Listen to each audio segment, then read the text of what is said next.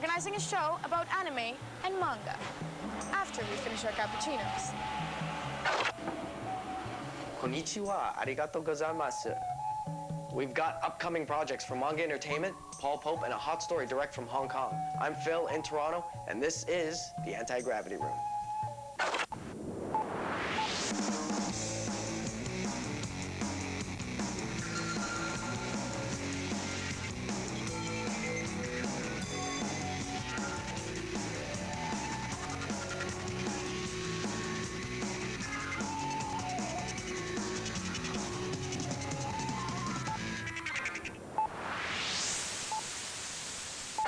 For those of you whose only exposure to anime has been Sailor Moon, pay very close attention to this episode. We're going to start you off slow. Now on to Paul Pope, creator of THB. Okay, we're here with Paul Pope, famous for THB, and currently working on some Japanese stuff with manga. How you doing, Paul? Great, how you doing? Good. So tell us real quick how the career started. Well, I started in comics. I self-published two things I call drawn novels. Then I went into THB, which is the strip I'm known for in the States. And then about a year ago, I started working on the manga for a Japanese publisher. And the publisher's called? Kodansha. And they're the biggest in Japan. They did Akira. Now tell us about Super Trouble.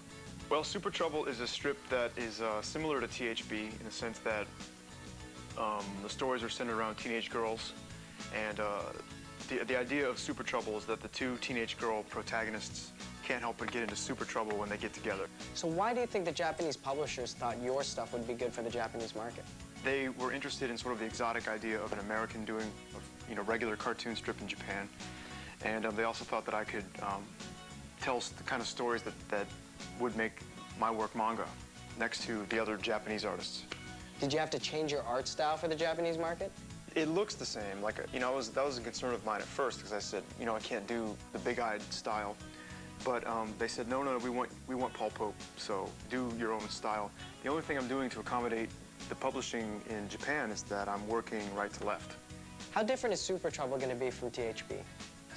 There's a big difference, actually. When I first started, I was telling people that Super Trouble is a THB remix.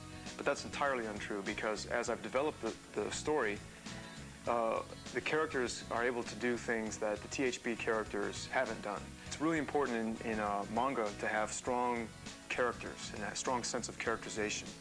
Now, it seems Japanese manga and even anime is like really big right now. What do you think of that? Well, I think that it's really exciting, and it's exotic to people in the West because you have a sense that this is a fully fleshed out first world culture that we're sort of tapping into. It has a different set of social mores, a different set of myths that the things are based upon, and a different art history that, and a different technology. Everything's different. So I think people sense that, and it's very exciting. But I brought a copy of my favorite manga, and this is more like the work I'm doing in Japan than anything else. And this is called Popo Ako. It's by a guy named Masayuki Soma. And this is, to me, this is the best manga. All right, Paul. Thanks a lot for talking to us. All right, thank you. Paul Pope. The Anti-Gravity Room went on a little road trip recently. We booked a trip to shoot comics in Azerbaijan, but our production assistant put our luggage on the wrong flight. Our equipment went to Hong Kong. It was picked up by some kind Samaritans who went out and shot this story for us. Now, manga, direct from the Far East.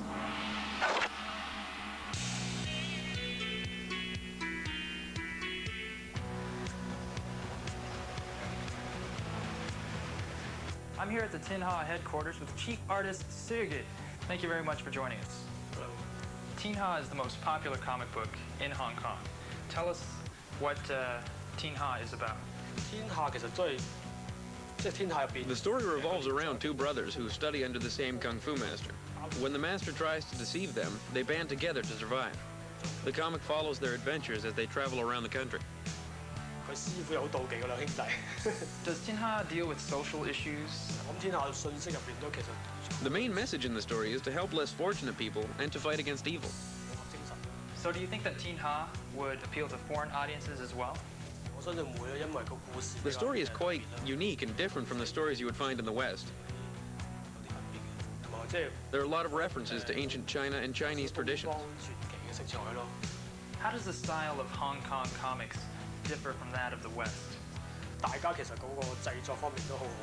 think the production quality is very good in both the East and the West. Asian stories and style tend to focus on human relationships, while Western comics often emphasize the art and dialogue.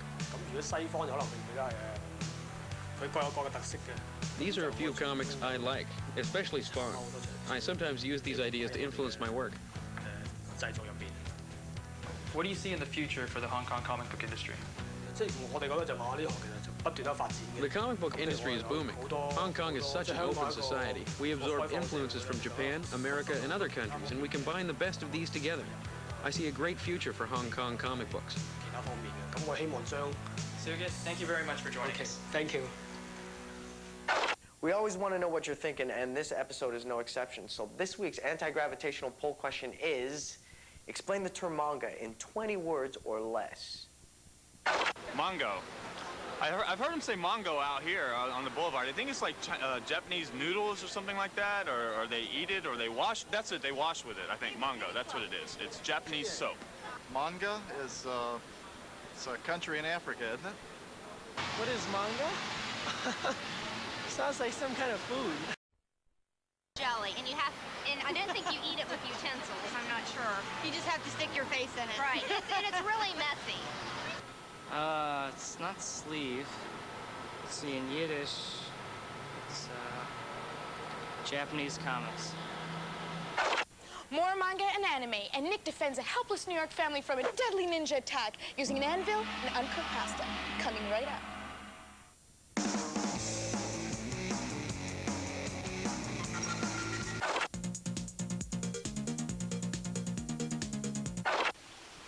For this week's CD-ROM-a-thon, we don't actually have a game, we have a new piece of hardware. It's the Sega Nomad for Genesis. Now listen to this. It's an actual Game Gear type piece of hardware, has all the controls there, ABC, XYZ, directional pad, but what kind of games does it play? Sega Genesis, which includes over 500 titles. Now listen to this. It has a separate Control 2 input, it has a brightness switch, volume and headphone jack, it has an AV out so you can hook it up to your regular television, and, you know, an AC adapter. Listen to this. It's great. It's a great idea. Any game you want on the Genesis can be played on this thing. The only thing I don't like about it is, where was this thing a year ago when it would have been wicked? Now, amidst all the CD-ROM games, this sort of thing is out of date, but they just came up with it. And I love it, but where was it when I wanted it? So I'm gonna have to give it 4 Gs out of 5. Great piece of hardware, full color screen, but should have been here a while ago. Ever wonder how so much anime and manga gets over to North America? So did we. Manga Entertainment told us that a big plane brings it over. We thought there was more to the story, so we kept digging and discovered it really does come over on a big plane. Go figure. Okay, I'm here with Lawrence Guinness, he works for Manga Entertainment as Director of Acquisition, Production, and Development. Now, what does that mean? Okay, I'm responsible for acquiring, that means buying programs and films, everything that Manga releases. What do you look for when you're looking for an anime series? We're looking for, I mean, the manga ethos, the manga style now has become synonymous with action, with incredible imagination, with explosive action, with camera angles that you could hardly ever do in real life with a real camera. We're looking for things that make the most use of animation, things that could never be done in live action, things that give a bold vision of the future, things that are dynamic, things that are technological entertainment. That's what we're looking for, technological entertainment, things with cutting-edge style, with incredible music, incredible graphics, that we can release, that we can produce and promote, you know, and I think that's what our audience is looking for too. How does the production of an anime film differ from the production of a live-action film? Well, the fundamental difference with animation is everything is created by a human hand. These are kind of handcrafted, hand-built films. There's no live actors, everything is drawn, everything is imagined, everything is crafted by teams of people. You've got, you know, anything upwards of 100 people working on these films for between 12 to 18 months, even up to 3 years in some cases. At the moment, I'm working on some really exciting films. Our next thing that we're going to be releasing is the Street Fighter TV series, which we'll be finding some great music for. We'll be finding some great actors for the voices. It's going to be a very exciting series. We're looking to find the very best technological entertainment, high drama, high action, big imagination, things that can be produced that you can't do in live action. Explosive, dynamic, entertaining animated films that are aimed at adult audiences. We're not making films for kids here. We're making films for sophisticated audiences that want and appreciate the dynamic style, the cutting-edge, innovative style that manga is all about.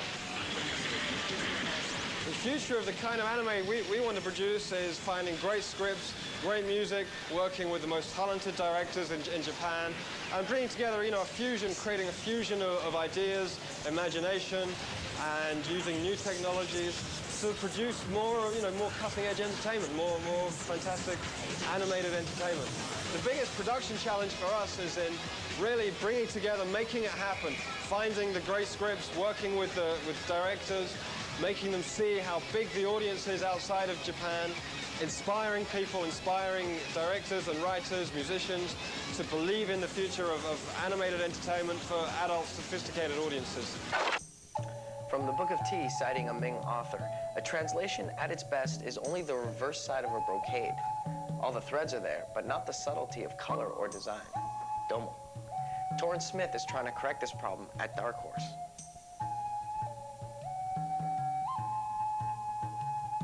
Whoa, when did the anti-gravity room get so zen? Lighten up, you guys. Carry on.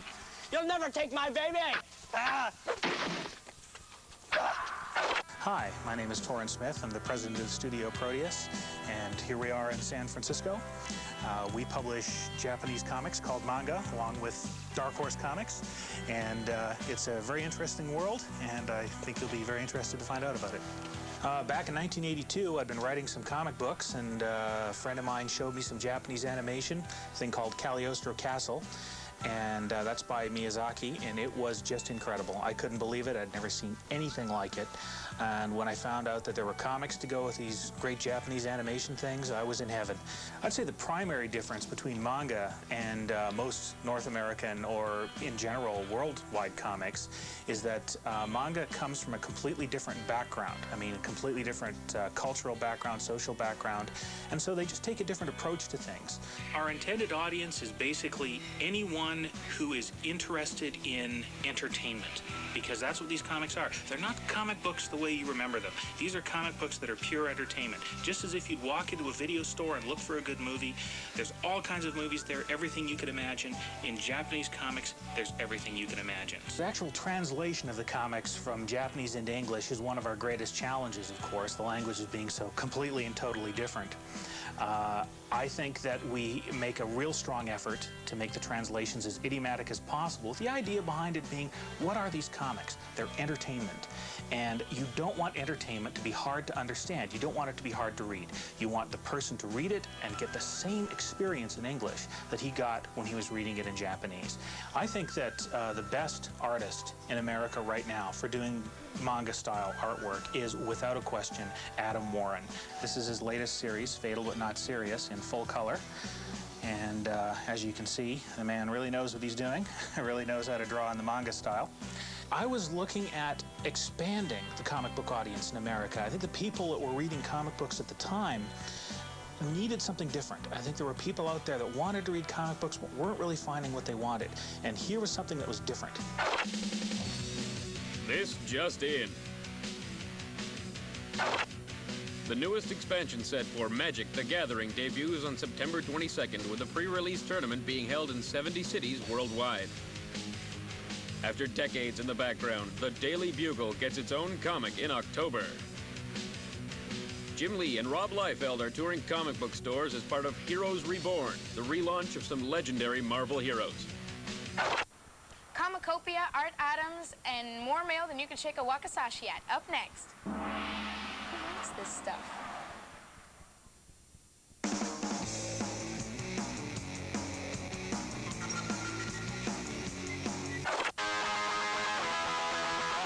Hey, what's up, fellow singled-out rejects? I'm Nick here in the urban jungle with Comicopia, my weekly chance to stink palm someone while talking about comics. First up this week, from the mind of Satoshi Shiki, comes one of the weirdest titles in manga, Riot, Act 2, Number 6. As far as I can tell, this book is your basic super team trying to stop an evil villain from destroying the world. The story starts off with a fight over Axel, a missing friend that the main character, Billy the Kid, would give his left eye for. Seriously. The end of the story echoes American comics with a diabolical bad guy roaring a laugh as he demolishes a city. The writing lacks dialogue in some parts, but you have to appreciate the fact that you're looking at a translated version of the original. Riot, the tale of what would happen if this show ended, is pretty cool, and I give it 3 out of 5 Gs on the anti-gravity scale. Next up, Bigfooted Adventures with the Max, number 26. First off, I'm gonna say that I haven't read this book since it first came out, but this issue made me want to pick it up as a regular read. This time, we see a detailed history of the Max's arch-enemy, Mr. Gone. As it turns out, supervillains aren't just born evil. They need years and years of wearing parkas before they snap. The writing is just great. It makes you feel for Mr. Gone and portrays him as a real person with angst, so the evil deeds he does are almost understandable. The art is also notable because there are no real action scenes, but Sam Keith is still able to keep you reading by illustrating every trauma that Mr. Gone must endure with a separate drawing style to each mood. The Max is a great read, and I give it 4 out of 5 Gs on the anti-gravity scale. Last up, we have a fun little indie from Vagabond Press called Manga. This story is about Manya, a city girl who has recently lost her friend Paul to AIDS. This issue deals with the feelings Manya endures after a loss like that and the questioning of her own life. Although the topic is kind of a downer, it still shows what people go through in such a situation and serves its purpose as a tale that tells a lesson. The writing is done in an abrupt, artistic style, almost written in the way Manya is thinking. The art has a strong Japanese influence, while still maintaining an American style. The best of both worlds. I think Manya is a comic that could make it, so I give it 3 out of 5 Gs on the anti-gravity scale. Well, that's it from the Urban Garden. Let's make some ketchup. What kind of influence has the anime invasion had on North American artists? Well, we talked to Art Adams, creator of O'Brien and Monkey Man, to find out. All right, folks, we're here with Art Adams, super comic guy, creator of Monkey Man and O'Brien. Now, Art, tell us a little about Monkey Man and O'Brien. Monkey Man is a 10-foot-tall gorilla from another dimension who's a scientific whiz. When he's accidentally pulled to our world, Anne O'Brien is bathed in extra-dimensional radioactive energy, which caused her to grow to be 7 feet tall and incredibly strong, and they have adventures and stuff. I thought about it for a little while, and I remembered how much I loved King Kong, and so hence I have a giant gorilla and a beautiful girl and lots of monsters. Now, I noticed in your style you've got some influence from manga and anime. What manga or anime book, cartoon has influenced you the most? One of my favorites, Masamune Shirow, who does Appleseed and Ghost in the Shell. His stuff is just so energetic. I really like that. What do you think attracts North Americans the most about Japanese anime and manga? I would have to guess it's the energy and partly that it's just not regular American superhero comics. Even though the books are 200 pages long, they'll have a 60-page fight sequence, which it's just so dynamic and energetic that it's got to be influential. And do you think the manga anime influence on artists is a temporary fad, or do you think it's here to stay? I think that Japanese comics are now more available in the United States. I think that's why most people didn't know about them years ago. You could only find them in specialty Japanese stores. Now, lots of the publishers are reprinting a lot of the Japanese books. I think it's probably here to stay. What manga character would you like to see done as an American comic, or vice versa? What I like is Godzilla, Ultraman, and Gamera. So I would love to do an Ultraman comic book someday. Cool. Sure. Well, thanks a lot, Art. We hope to have you back sometime. Great, thanks. Hoshido, the way of the warrior, emphasizes matching words with actions. Our next action is to take a look into our mailbag. Boy, am I samurai material or what?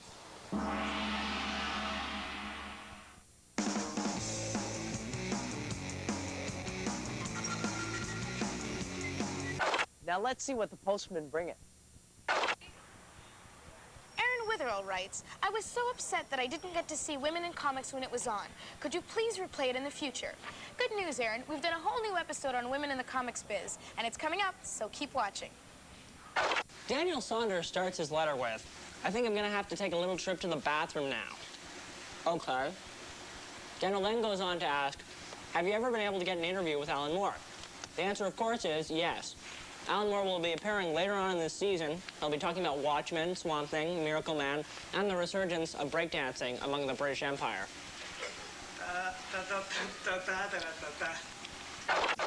Hope you enjoyed our little walk down Manga Lane. Munen muso da aru. May you be free from all your worldly cares. Until next time, domo arigato. A flying object crashes in Brazil. Locals claim to see aliens. The government claims to see nothing. Uncover the truth on an all-new episode of Sci-Fi Channel's Sightings, tonight at 10 p.m. Eastern, exclusively on the Sci-Fi Channel. The world's leading cybernetic lawman is back to clean up the streets of Delta City once and for all. Fully recharged and ready for action, our last stance against crime is RoboCop. Premieres 10 p.m. Eastern, Sci-Fi Sunday. Join the Night Stalker, Carl Kolchak, for a double dose of supernatural thrills. He's got the headline-grabbing scoop on mummies, ghosts, and demons on the Kolchak movie double feature, today beginning at 2 p.m. Eastern, Sci-Fi Saturday. Now stay tuned for The Odyssey, coming up next on the Sci-Fi Channel.